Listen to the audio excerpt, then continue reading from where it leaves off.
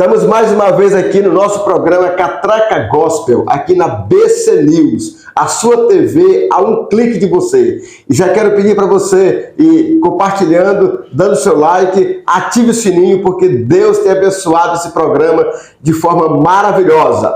E esse programa ele está sendo patrocinado por Alvorada Home Center, material de construção. Um lugar onde você vai comprar o seu material de construção, um atendimento abençoado. Também Ferpan e Borrachas Confiança.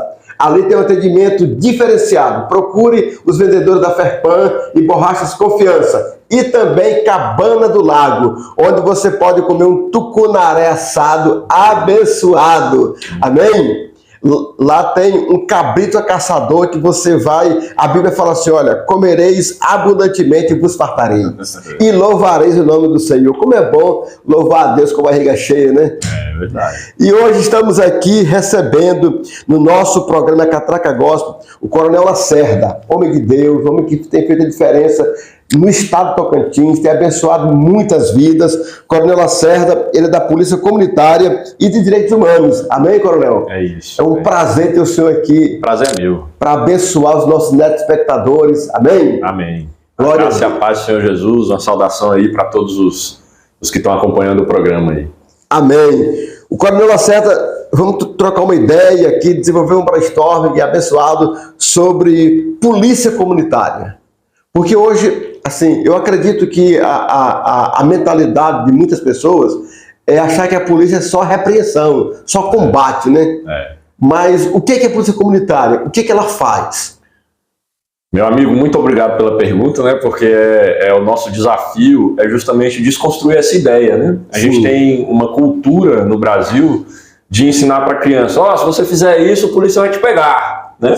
E a gente tem repetido muito em todas as oportunidades, pedindo para os pais, para os mais velhos, não fazer isso.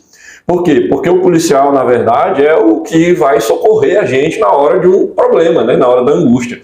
Eu costumo brincar que até hoje nós não recebemos no 190 nenhuma ligação chamando para comer uma picanha suculenta ou levar lá no Cabana, né, para pagar um peixe frito. Não recebe essa ligação. 190 é quando tudo deu errado, né? Não tem solução. E aí lembra do policial. Então, por que a gente tem esse conceito de que o policial é para prender e para bater, né? Pega o bandido. Na realidade, a polícia comunitária é uma concepção de segurança pública.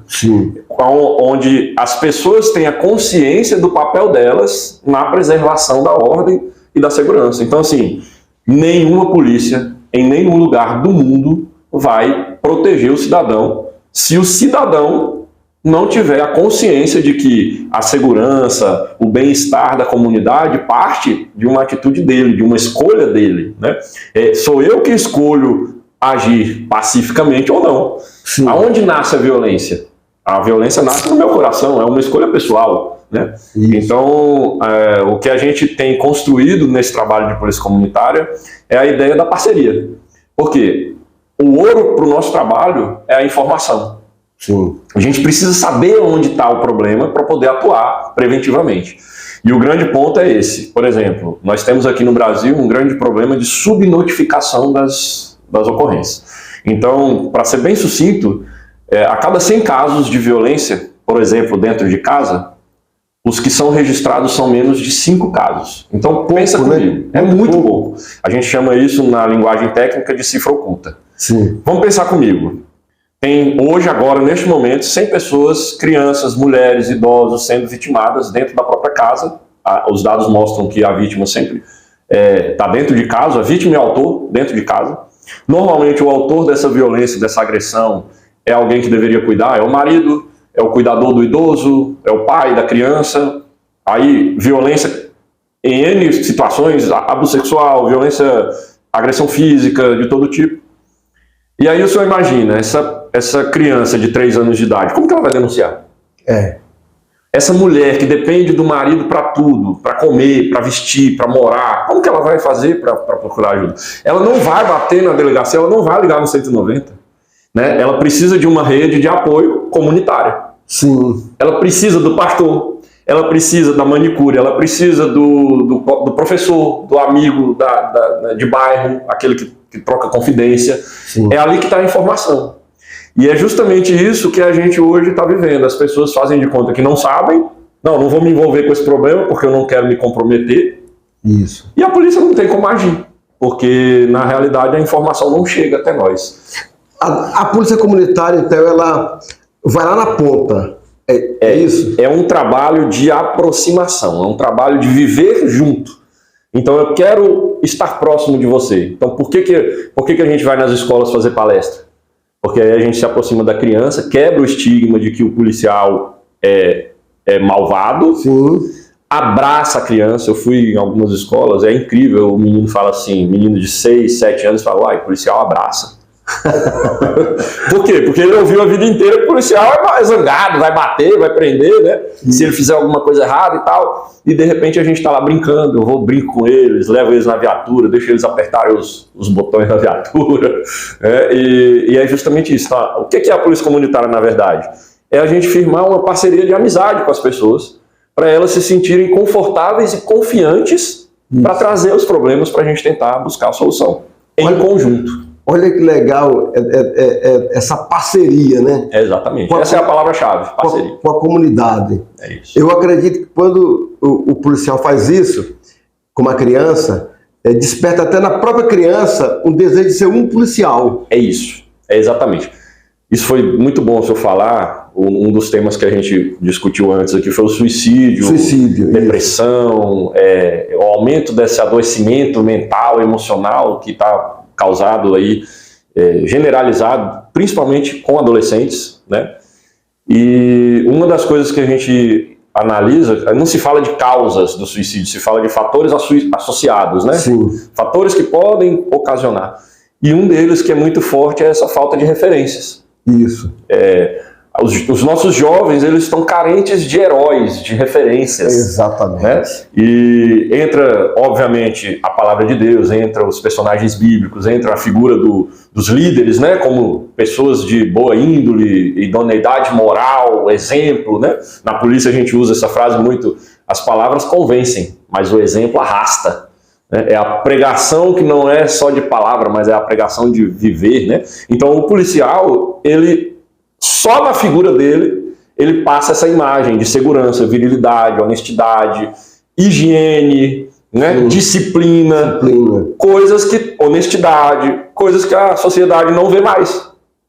São valores. São valores e que a sociedade está carente. Então, quando o policial vai na escola e abraça uma criança e brinca com ela, ele se torna uma referência para ela. E é isso que o senhor falou. Quando a gente sai, na semana seguinte, o impacto é tão grande que as crianças começam a brincar de policial, elas começam a dizer que querem ser policiais, né? Ou seja, muda completamente a trajetória ali. E, normalmente, as comunidades que a gente vai são comunidades tomadas por facções. Sim. Né? Aqui em Palmas, no Tocantins, as pessoas não acreditam, mas as facções chegaram. Sim. E as crianças, elas têm como referência o pai traficante, o pai drogado, a mãe que apanha, a mãe que só chora, a mãe que está toda hora machucada, violentada, um ambiente insalubre. E aí, quando eu vou como policial comunitário e falo assim, olha, eu não vim prender ninguém aqui. Eu vim aqui conversar com vocês. Eu vim aqui entender o problema de vocês. Eu vim aqui saber se eu posso ajudar. Olha que legal, coronel. Então eu não faço distinção. É claro que o faccionário não quer o policial lá. Lógico. Mas a gente não faz essa distinção. A gente quer ir até ele e falar assim, cara, você está com um problema aqui de saneamento básico? Eu não sou a agência de saneamento básico, mas eu posso fazer um ofício e encaminhar esse problema. Sim. Como policial. Eu posso entender a causa, por exemplo, uma das causas do homicídio, estruturalmente, é a evasão escolar. Sim. Então, como policial, como que eu posso ajudar a escola a fazer a criança voltar a assistir às aulas? É essa que é a linha de trabalho da polícia comunitária. Agora, coronel Lacerda, na tua experiência como polícia comunitária, qual a faixa etária de suicídio, assim, entre homens e mulheres? Então, no Brasil hoje, a gente está vivendo uma verdadeira epidemia. Né? Os índices têm aumentado cada vez mais, dobrou de 2020 para 2021. Eu tenho trabalhado com dados, né, sobre isso. E a faixa etária é sempre para homens entre 30 e 40, a predominante, né? Claro que ocorre fora, mas a maior parte é entre 30 e 40. A grande maioria são homens sempre. E, ao contrário do que todo mundo pensa, não é na faixa de pobreza. Não é o mais pobre que se suicida mais. Né? Não existe esse dado. Na verdade, a gente analisando com um pouco mais de cautela, nós vamos ver que é classe média. São as pessoas que não são os mais ricos, mas também não são os mais pobres que cometem suicídio. Entre os mais pobres, o crime mais comum é homicídio, furto e roubo. Sim. Mas o suicídio ele é uma característica mais da classe média, predominantemente entre homens de 30 a 40 anos. Tem uma causa assim, mais pontual? O que se diz na literatura especializada é que não há o suicídio isolado. O suicídio ele ocorre por conta de um processo que normalmente ele perdura aí até a consumação por no mínimo uns 3 anos. Por que isso é importante? Sempre quem se mata dá sinais de que vai se matar. Sim. Isso é fundamental falar para quem está ouvindo, porque às vezes eu sou do tempo que era frescura. Tudo era frescura. Sim. Deixa de frescura, menino. Peia, né? Pega o chinelo, mete a peia nesse menino para ele largar de ser preguiçoso. Isso. Né? Eu tenho um de 22, agora eu tenho uma de 3. E a gente olha para essa geração e fala assim, moço, que preguiça é essa? Né? Esses meninos de hoje é tudo preguiçoso. É isso que a gente fala. E nós nunca tivemos uma geração que teve tão doente de depressão e cometendo suicídio. Então, o que é muito importante a gente entender? Não existe uma causa única e a grande verdade é que precisa ser tratado individualmente. O ponto-chave aqui eu tenho que olhar para a pessoa no dia a dia. Eu tenho que tentar olhar para ela com amor e entender o mundo dela.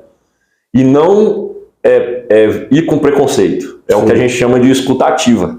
Sim. Né? É desenvolver a habilidade de ouvir sem julgar. Então, o meu filho está apresentando algum comportamento aqui que é estranho, não é natural.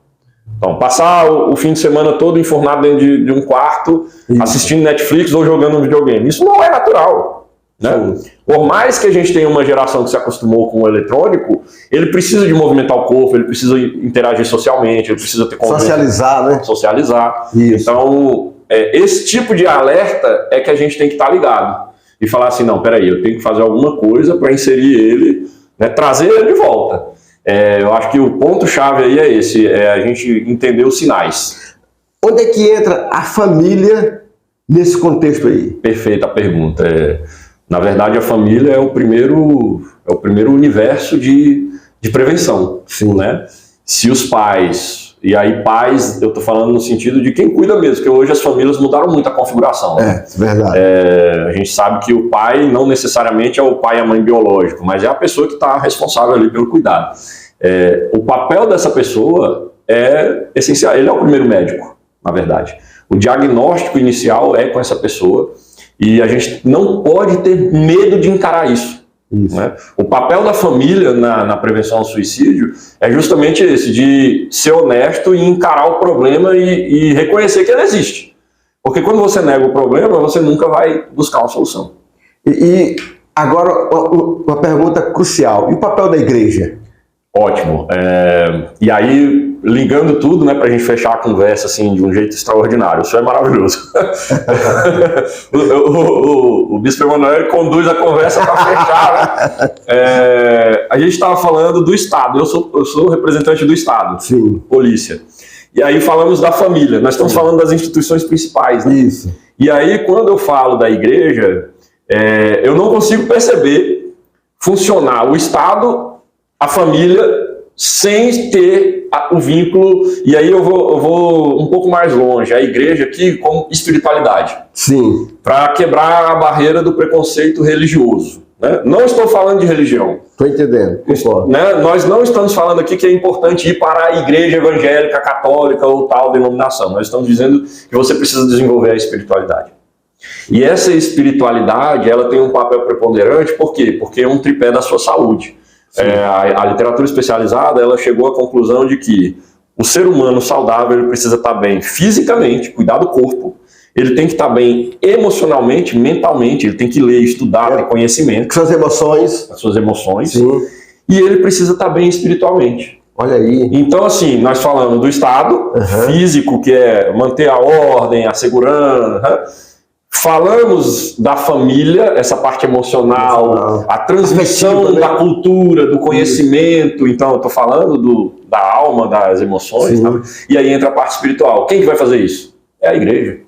Eu costumo falar que não existe nenhuma agência de recuperação e de prevenção de enfermidades melhor e mais eficaz do que a igreja. Né? Quando eu sou a prova viva disso. Se eu pegar a minha história de quando eu não estava frequentando uma igreja ou desenvolvendo a espiritualidade, eu vejo eu doente, pensando em me matar, tomando antidepressivo, violento com a família, violento dentro do meu trabalho, produzindo frutos de maldade, eu diria assim. A partir do momento em que eu encontro uma espiritualidade saudável, aí a minha vida se transforma, então eu passo a ser um melhor pai, um melhor marido, um melhor profissional, um melhor cidadão. Então, pelo que eu posso entender, a igreja, além de desenvolver um papel espiritual, desenvolve um papel terapêutico. E social. E social. Muito maior do que o Estado. Por quê? A igreja entra em qualquer casa. Olha aí. A igreja, ela tem a possibilidade de entrar onde eu não posso meter o pé na porta das pessoas e falar assim, eu vim aqui te prender porque você está pensando em se matar. Como que eu vou fazer isso? Coronel, eu tenho 28 anos que eu sou pastor, já, né? E eu já vi muitas pessoas dentro da igreja entrarem de forma violenta com a família, drogadas, traficantes, e se converterem e mudar de vida. É isso. Radicalmente. Olha que benefício a igreja trouxe para a sociedade. Eu costumo falar, pastor, eu estava no Ministério da Justiça, numa equipe que era responsável pela redução dos homicídios do Brasil. Era um desafio muito grande na época do Sérgio Moro. Sim. Eu estava compondo essa equipe e quando a gente começou a viajar pelo Brasil, eu fui nas 5 regiões do Brasil, conheci a realidade local do Brasil inteiro. A primeira coisa que eu fazia como equipe do Ministério da Justiça era procurar a maior igreja na região. Sim. Ia lá no pastor mais expressivo, com maior número de membros, e dizia para ele, o senhor sabe que aqui é o lugar onde acontece o maior número de homicídios no Brasil? Uau. Aí ele olhava assim e falou, e o senhor sabe que a culpa é sua? Isso. O senhor sabe que a igreja não está ocupando o lugar que ela deveria ocupar aqui, porque se o sangue está sendo derramado é porque a igreja não está orando o suficiente, não está impactando a sociedade o suficiente para fazer a pessoa que ia querer matar, deixar de matar. Todo, coronel. É isso. É verdade. Se a igreja não assume o papel dela, a sociedade carece, a sociedade morre. Então eu vejo claramente assim, nos países, estados, onde você coloca a espiritualidade como centro, desenvolve economicamente, desenvolve socialmente, as crianças têm mais cultura. Sim. É simples, eu vou pegar o exemplo de Israel. Isso. A nação com um dos maiores índices de desenvolvimento científico da face da Terra. Por quê? Princípios espirituais, valores espirituais que eles não negociam com ninguém. Dizem que o judeu é 1% da população mundial, porém detém 59% da riqueza. E do conhecimento. Científico. Não estamos falando de fé, estamos falando de ciência. Coronel, o tempo aqui é rápido, meu Deus do céu, aqui tá bom demais. Deixa eu te perguntar aqui, na tua experiência como polícia comunitária, quais são só duas catástrofes que as drogas causam para a família? Pastor, eu vejo a primeira marca da droga na família, e aí eu falo por experiência própria, eu tive durante a juventude envolvimento com isso, é o desfazimento dos laços, afasta, né, o jovem dos pais, dos irmãos, ele se isola no mundo dele, então isso é terrível. A Bíblia fala que o coração do homem é enganoso. Sim. Então quando você se isola, você mergulha em você mesmo. Sim. Então a droga ela te leva para esse mergulho em você mesmo. E você começa a ver o mundo de um jeito que ele não é. Tudo se torna negro e cinza. Sim. E cada vez mais triste. Então essa é a primeira consequência. Você se fecha para tudo. E a segunda consequência é a tristeza que isso causa. Entendi. É uma angústia muito grande que você não consegue ficar alegre com nada. E aí por isso que você precisa da droga de novo. A única forma de você se alegrar é uma nova dose, né? E aí o mundo ele se torna solitário e triste. Entendi. Olha aí. Vamos para um bate-papo aqui mais profundo agora. Me conte a tua história. Eu vou tentar resumir, porque 45 anos, muita coisa, né? Como eu falei, eu tive experiência com droga, sou policial, hoje estou no Ministério Pastoral, né? Então é uma trajetória longa, mas bem resumidamente, em 2003 meu pai morreu, uma relação muito conturbada a vida inteira, e o Senhor, nós estávamos numa reunião de oração e o Senhor falou, você vai ser tenente. Um pastor ou comigo profetizou lá e tal. Tu já eras policial? Não. Eu era professor de matemática, eu sou formado em matemática. Ah, sim. E dava aula no ensino fundamental. E aí passava muita necessidade, o professor ganha pouco, né? E a igreja me conhecia e o líder da oração, a gente ia todo dia na oração 6 horas, na viração do dia, né? Sim. E ele entregou essa palavra lá e falou, você vai fazer esse concurso, você vai passar. Porque Deus está mandando te falar isso, tal. Eu cheguei em casa, Senhor, eu não quero ser militar. Não quero isso para minha vida, isso não é meu sonho, não quero saber disso. Mas, a oração do Getsemane, né? Sim, a tua vontade. Eu entreguei a minha vida para o Senhor que sabe. Rapaz, pastor, eu não gastei R$1 com nenhuma etapa do concurso. Eu não era concurseiro. Eu cheguei aqui na época dos exames médicos sem nenhum exame médico, todo mundo entregando os exames e eu sem nada. E Deus ele foi provendo e mostrando, eu estou te trazendo. Então, eu estou com 20 anos de carreira e Deus me trouxe. E como Esther, né, hoje eu vejo assim, quem sabe foi para esta hora que o Senhor te trouxe. Hoje eu estou sendo responsável pela implantação da rede de assistência espiritual na Polícia Militar do Estado de Tocantins. Sim. Vou sair daqui, vou para a primeira reunião para reestabelecer o Ministério de Capelania Militar, para que esses policiais militares que estão doentes, que estão precisando de socorro, sejam atendidos por ministros do Evangelho, que estejam preparados para levar uma palavra de conforto, de ajuda. Então, a minha trajetória, em 5 minutos é difícil, né? Mas eu saí do nada, de uma família pobre que realmente passou muita fome e hoje estou no Estado-Maior da Polícia Militar do Estado de Tocantins. O meu chefe imediato é o comandante-geral, né? Eu estou no topo. Sim. O meu salário é o maior que pode ter na carreira pública, né? E estou frutificando no reino. Então eu estou muito feliz de poder estar aqui compartilhando essa história. Oh, que benção. E só para encerrar, responda se quiser também, fique à vontade. Na corporação tem suicídio? Tem. A Polícia Militar do Tocantins, aí dados proporcionais, né, não absolutos. Uhum. A nossa polícia é a menor em termos de efetivo, mas é uma das que mais tem casos de suicídio, proporcionalmente falando. Esse ano, por exemplo, nós já tivemos, inclusive, na turma que acabou de formar esse mês. Meu Deus. O rapaz acabou de se formar, ele estava na semana de folga e ele cometeu suicídio esse mês. 2022 nós tivemos 4, e para um efetivo de 3.000 é muito grande. Uma cifra estratosférica.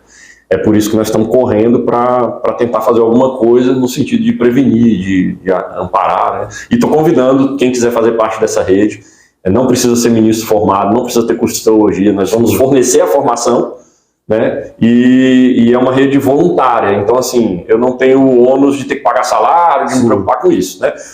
Nós fizemos uma parceria com a União dos Militares Evangélicos do Tocantins, presidente Major Valber. Pastor Valber, nosso com parceiro, certeza conhecido aqui, né? Ixi.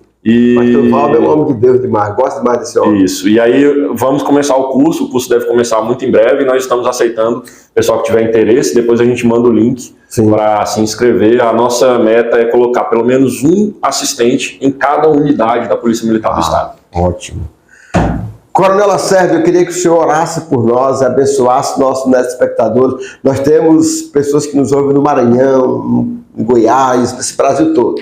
Com alegria. Libere uma bênção profética aí para esse povo. Amém. Senhor, meu Deus, muito obrigado por essa oportunidade. Nós estamos sentindo a tua presença aqui. Aleluia. E nós pedimos que o Senhor, ó Deus, estenda agora essa unção, esse prazer, essa alegria da tua presença Para essa pessoa que está nos ouvindo, nos vendo, que o Senhor, ó Deus, abençoe o seu lar, a sua família, aqueles que estão agora em dúvida, cheios de confusão no coração, que estão de alguma forma amargurados, entristecidos, que estão diante de um desafio que não sabem o que fazer. Agora eu te peço, meu Deus, em nome de Jesus, a tua bênção do discernimento, da sabedoria, da paz, da alegria, da presença viva do Espírito Santo movendo e comovendo nesse coração. E nós te agradecemos, te bendizemos, profetizando vida, paz, segurança, alegria e prosperidade no nome de Jesus. Amém. Amém. Amém. Deus te abençoe e até a próxima semana no Catraca Gospel.